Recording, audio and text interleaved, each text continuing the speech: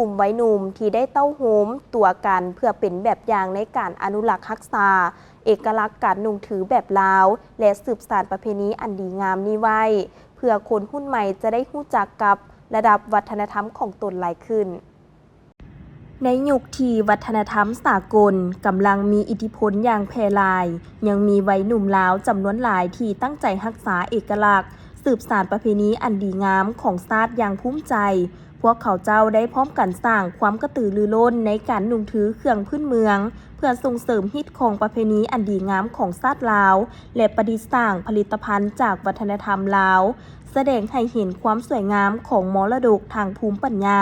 ที่บรรพบุรุษได้สร้างสืบต่อไว้เพื่อเป็นแบบอย่างให้กับวัยหนุ่มผู้รักในวัฒนธรรมดังนั้นกลุ่มวัยหนุ่มเหล่านี้จึงได้เต้าโฮมความสามัคคีกันจัดกิจกรรมแสดงเอกลักษณ์สืบสานวัฒนธรรมฮิตของประเพณีอันดีงามของชาติลาวเฮาที่มีการสืบทอดกันมาแต่โบราณกาลนำมาประยุกต์ใช้เพื่อให้สังคมได้รับรู้และเข้าใจในวัฒนธรรมลาวหลายขึ้นซึ่งประกอบด้วยการแต่งกายนุ่งถือใส่สุดลาวพื้นเมืองเซนผ้าสิ้นผ้าไหมสุดเสือของหัวเสือแบบทันสมัยการแสดงศิลปะการฟ้อนดั้งเดิมและการแสดงเครื่องดนตรีพื้นเมือง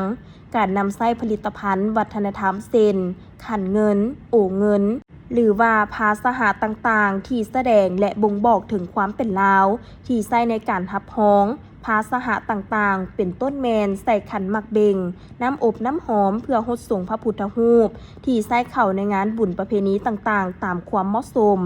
จุดประสงค์ของการส่งเสริมกิจกรรมนี้จัดขึ้นมาก็เพื่อสร้างความรับรู้เกี่ยวกับคุณค่าของวัฒนธรรมลาวให้คนรุ่นใหม่